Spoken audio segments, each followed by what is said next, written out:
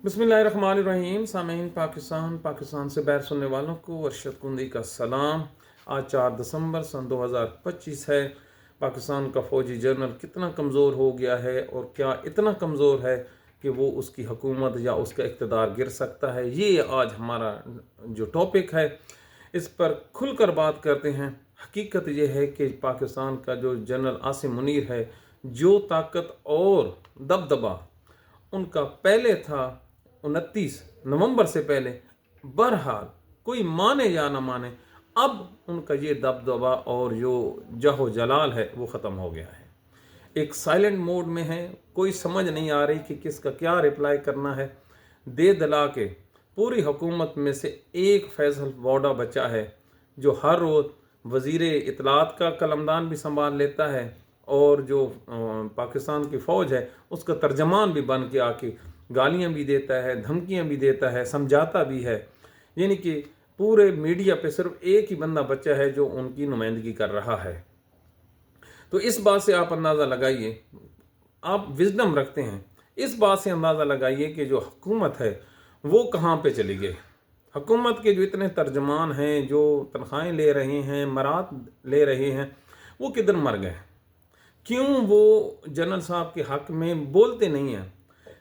मामूली बातों के लिए इसी इस्लामाबाद में सरकारी खर्चे पर हर रोज़ 3 प्रेस कॉन्फ्रेंसें हो जाती हैं, लेकिन एक प्रेस कॉन्फ्रेंस किसी जगह पे नहीं हो रही। मतलब जब इंसान पे जवाल आता है तो जो उसके करीब तरीन लोग होते हैं, जिन पे एहसान किया होता है, वहीं सबसे पहले ना सिर्फ धक्का देते हैं बल्कि वो धक्का देकर गिराने वालों में शामिल होते हैं।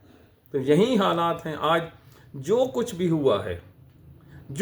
हुआ है उसका सिर्फ और सिर्फ जो ज़िम्मेदार हैं वो शहबाज शरीफ की हुकूमत है और इसके अलावा पंजाब की हुकूमत है।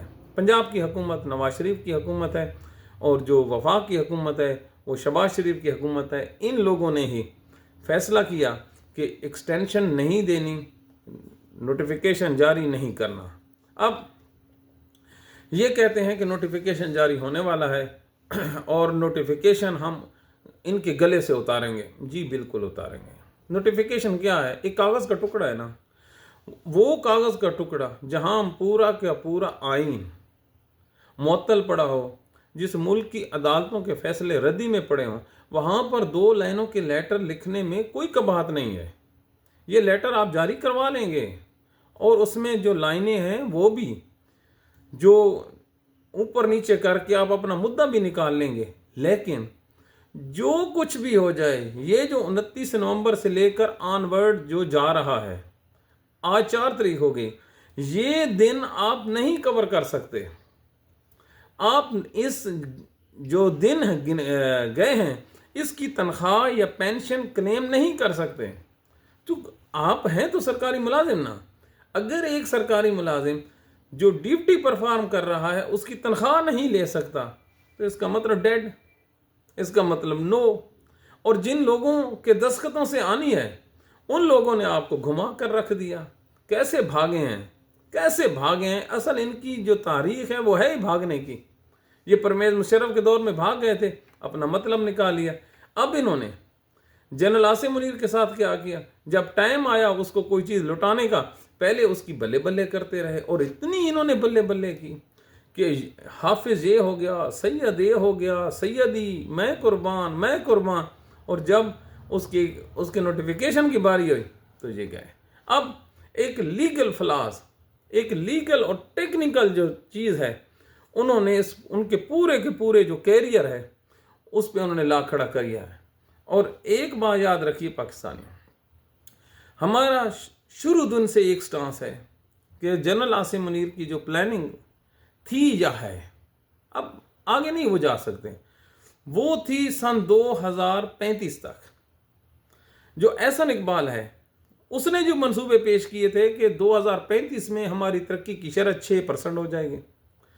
जनरल साहब ने भी अमेरिका में खिताब किया और कहा कि 2032-33 तक पाकिस्तान जो है ये एशियन टाइगर बन जाएगा। तो मतलब घुमा फिरा के तमाम की तमाम जो प्लानिंग थी वो 2035 तक थी। अब इतने लंबे तक हुकूमत करने वाला की जो बुनियाद है वो किस पे होनी थी? नौकरी पे।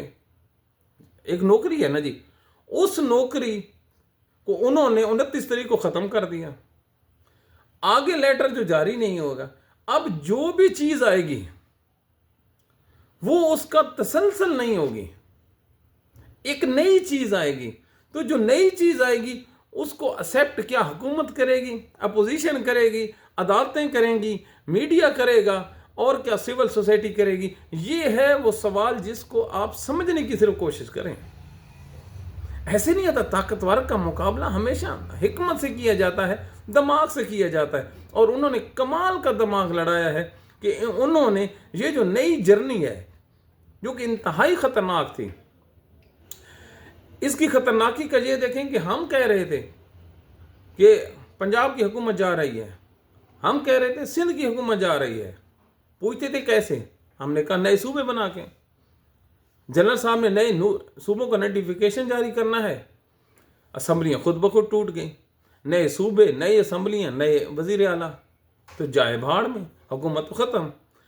تو اس چیز کو کاؤنٹر کرنے کے لیے انہوں نے ان کو ٹیکنیکلی مار ماری ہے، اور اس میں وہ بڑے کامیاب ہوئے ہیں۔ یار کبھی آپ نے سوچا ہے کہ صدر غائب، وزیر اعظم غائب، پارٹی کے ہیڈ غائب، جو وزیر دفاع ہے وہ غائب، سارے کے سارے اکٹھے گئے، اور پیچھے جنرل صاحب اکیلے بیچارے بیٹھے تھے، دیکھ رہے تھے کوئی آئے، اور اب اگر ان سے بات کی جائے تو وہ غصے میں آ کر جو فیصل ووڈا ہے وہ گالیاں نکالنا شروع کر دیتا ہے۔ تو یہ وہ حالات ہیں۔ اب ہم آپ کو ایک اور اسی سے ریلیٹڈ ایک ٹاپ سٹوری بتانے والے ہیں۔ پاکستان کی فوجی اسٹیبلشمنٹ اور تحریک انصاف کے درمیان رابطوں کو بحال کرنے کی کوشش کی گئی۔ جی ہاں، دوبارہ سن لیں اگر آپ کو یقین نہ آئے، اور یہ پیغام عمران خان تک پہنچایا گیا۔ عمران خان نے اس پروگرام کے جو جواب میں انتہائی سخت الفاظ استعمال کیے ہیں کہ مر جاؤں گا، اسٹیبلشمنٹ کے ساتھ کوئی ڈیل نہیں کروں گا۔ اب یہ اسی چیز کا دکھ ہے کہ فیصل ووڈا جو ہے ہر روز شام کو آ کے گالیاں دیتا ہے، وہ گالیاں صحیح دیتا ہے، اس کی گالیوں کا دکھ تو سمجھے نا، وہ کیا کہنا چاہتا ہے۔ جب انسان کی پلاننگ فیل ہوتی ہے تو اس نے گالی دینی ہے، اور پہلی دفعہ فیصل ووڈا کی گالیوں کو ہم انجوائے کر رہے ہیں، اتنا سکون مل رہا ہے۔ کیوں؟ جب کوئی انسان، جب آپ کو کوئی مخالف روتا ہے نا، تو اس کو روتا دیکھ کر، اس کی جو مشکل دیکھ کر، اس کی بے بسی دیکھ کر آپ کو یہ لگتا ہے یار طاقتور بھی آج جو ہے نا وہ ہے، وگرنہ جن کے اختیار میں سب کچھ ہو، جو جیلوں میں ڈال سکتے ہیں، وہ کیا گالیاں نکالتے ہیں؟ کیوں آپ اس بات کو سمجھتے نہیں ہیں؟ ان کو نکالنے دو، ان کا یہ رائٹ ہے گالیاں نکالنا۔ تو یہ وہ حالات ہیں۔ اب یہ چیز جب انہوں نے نہیں مانی تو غصہ کس چیز پہ نکال رہے ہیں؟ ملاقاتیں بند کر دیں گے۔ اور بھائی پہلے جو بند کی ہیں تو پھر کیا ہوا؟ وکلاء کی ملاقاتیں بند ہو جائیں، ارے بھائی کر دیں۔ ایک بار عمران خان نے کہا کہ جو سہیل افریدی کر رہا ہے میں اس کے ساتھ ہوں۔ اب پاکستان میں اب آپ سوچیں، سہیل افریدی ہے عمران خان کا انتہائی اعتماد والا آدمی، یہ اس کی ملاقات کیوں نہیں کروا رہے؟ کہ یہ ملاقات اگر ہو گئی تو وہ ہو سکتا ہے اڈیالہ کے بغیر ہی اعلان کر دے کہ صبح مارچ کرو، اس چیز کا ڈر ہے۔ اور اسی چیز کو مد نظر رکھتے ہوئے سہیل افریدی نے کے پی سے 7 دسمبر کو ایک سیریز آف جلسوں کا اعلان کیا ہے۔ یہ جلسے آہستہ آہستہ پھیلتے جائیں گے، اور یہی حکمت عملی ہے دسمبر کو گزارنے کا اور جنوری کو گزارنے کا۔ اور اس کے بعد جیسے ہی موسم ٹھیک ہوگا، کیونکہ اب تحریک انصاف یہ سوچ رہی ہے کہ اب اگر انہوں نے لڑائی کی تو اس کا جو ڈائریکٹ فائدہ ہے وہ اسٹیبلشمنٹ کو پہنچے گا، نون لیگ اور پیپلز پارٹی کو نہیں پہنچے گا۔ کیسے؟ اگر اس ٹائم تحریک انصاف اکیلی اٹھ کھڑی ہوتی ہے تو اس کی کامیابی کے امکانات کتنے ہیں یہ آپ ہم سے بہتر جانتے ہیں۔ لیکن یہ جو لڑائی نون لیگ اور اسٹیبلشمنٹ کی ہوئی ہے، اس میں سے جو پروڈکٹ باہر آئے گی دونوں چیزیں ہوں گی، نون لیگ بھی کمزور ہو کے نکلے گی، اسٹیبلشمنٹ بھی کمزور ہو کے نکلے گی، اور پہلی دفعہ وہ 3 مقامات پہ جو ہے اس کو لڑائی کا سامنا ہوگا۔ نمبر 1 تحریک انصاف، نمبر 2 مسلم لیگ نون، نمبر 3 پاکستان پیپلز پارٹی۔ اب جب تینوں سے لڑے گی تو یہ تینوں ایک سائڈ پہ ہو کر اس کے اگینسٹ بھی آ سکتے ہیں، بالکل آ سکتے ہیں۔ پاکستان پیپلز پارٹی، نون لیگ اور تحریک انصاف یک نکاتی ایجنڈے پر محمود خان اچکزئی کی سربراہی میں یہ اکٹھے ہو سکتے ہیں، بالکل ہو سکتے ہیں۔ اور اس بات کے امکانات جو ہیں وہ بالکل رد نہیں کیے جاتے۔ کیوں؟ محمود خان اچکزئی بار بار تحریک چلانے سے روک رہا ہے۔ ایک تو موسم کی خرابی، دوسرا اس کی جو بات چیت ہے وہ جاری ہے۔ اور محمود خان اچکزئی نے جو اپنا حالیہ بیان دیا ہے وہ بھی یہی ہے کہ ہم اکٹھے ہو سکتے ہیں۔ اب مزید اس آرگومنٹس کو مضبوط کرنے کے لیے میں آپ کو ایک اور عاصمہ شیرازی کا بیان ذرا سنیے۔ عاصمہ شیرازی یہ کہتی ہے کہ نواز شریف کی یہ خواہش ہے، پاکستانیوں ذرا سنیے، نواز شریف کی یہ خواہش ہے کہ عمران خان سے مذاکرات کیے جائیں، اسے رہا کیا جائے۔ اب آپ ذرا پکچر کو گھمائیں۔ نوٹیفیکیشن، سہیل آفریدی کا انکار کرنا اسٹیبلشمنٹ سے، یہ ایک چال تھی تاکہ جو سیاسی ہے وہ اتحاد ممکن نہ ہو۔ اس کے علاوہ جو نون لیگ ہے اس کا پیچھے ہٹ جانا اور آپس میں لڑائی، یہ جو تمام کے تمام اگر آپ جو آپ نے ڈاٹس ملائے ہیں، اس ڈاٹ سے ایک بڑی خوبصورت سی پکچر بنتی ہے۔ پکچر یہ بنتی ہے کہ سیاسی پارٹیاں پاکستان کے فوجی جنرل عاصم منیر کے آگے اکٹھا ہونے جا رہی ہیں۔ ان کے درمیان انیشیل قسم کی جو بات چیت ہے وہ شروع ہو چکی ہے، اور آج سے 2 ماہ پہلے ہم نے خبر دی تھی کہ محمود خان اچکزئی کا رول اس دفعہ شاید یہ ان کی زندگی کا آخری رول ہو، بہت زبردست قسم کا رول ہے۔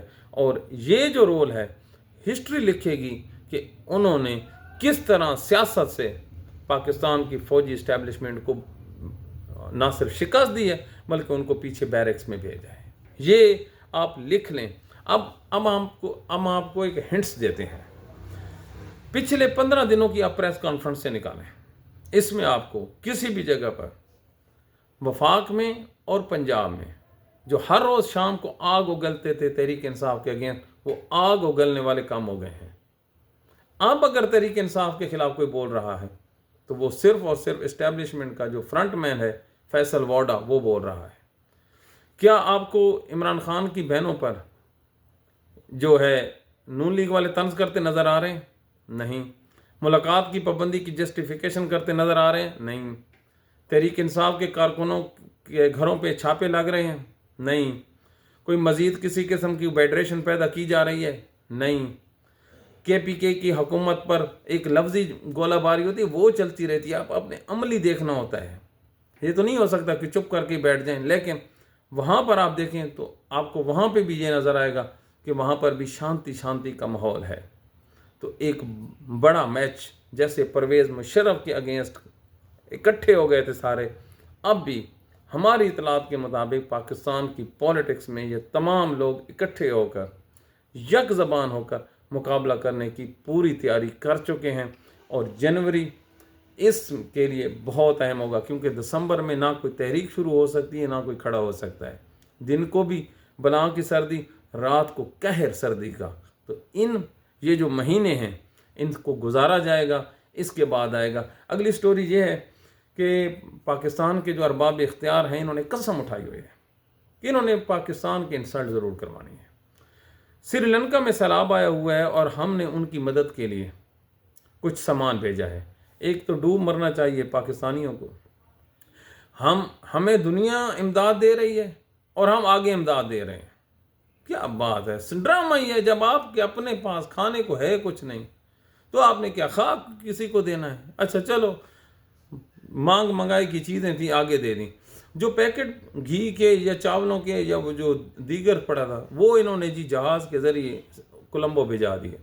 اچھا جب بھجوائے ہیں تو لازمی بات ہے وہاں پہ کھلا ایریا ہے، لوگوں کو سامان جو دینا ہے، تو حضور پاکستان کا جو سامان ہے وہ ایکسپائر نکل آتا ہے۔ حد کرو جی، وہ کم لوگ اور کچھ نہیں کر سکتے تو اوپر ایک اور سٹیپ لگا دیتے، 24 کی بجائے 25-26 کر دیتے، تو 2024 کا ایکسپائر مال جو ہے وہاں پہ گیا ہے۔ اور یہ چیز انٹرنیشنل میڈیا نے اس کو ہائی لائٹ کیا ہے، وہاں سے انڈین میڈیا کے ذریعے آئی ہے، اور انڈین میڈیا والے ہمارا جو توا لگا رہے ہیں. اب اس کے بندہ یقین کرے نہ کرے، لیکن ہمیں یہ پتہ ہے کہ ہمارا اپنا جو دیش ہے، نہ اس میں دودھ ایک نمبر ہے، نہ انسان ایک نمبر ہیں، نہ قانون ایک نمبر ہے، نہ رکھوالے ایک نمبر ہیں، نہ سیاستدان ایک نمبر ہیں، نہ جج ایک نمبر ہیں، نہ کوئی بات کرنے والا ایک نمبر ہے. تو جہاں پر اتنے سارے کے سارے 2 نمبر ہیں، تو اگر ایک ایکسپائر چیز انہی دو نمبر بندوں نے بھیج دی ہے، چیک اینڈ بیلنس تو ہے نہیں.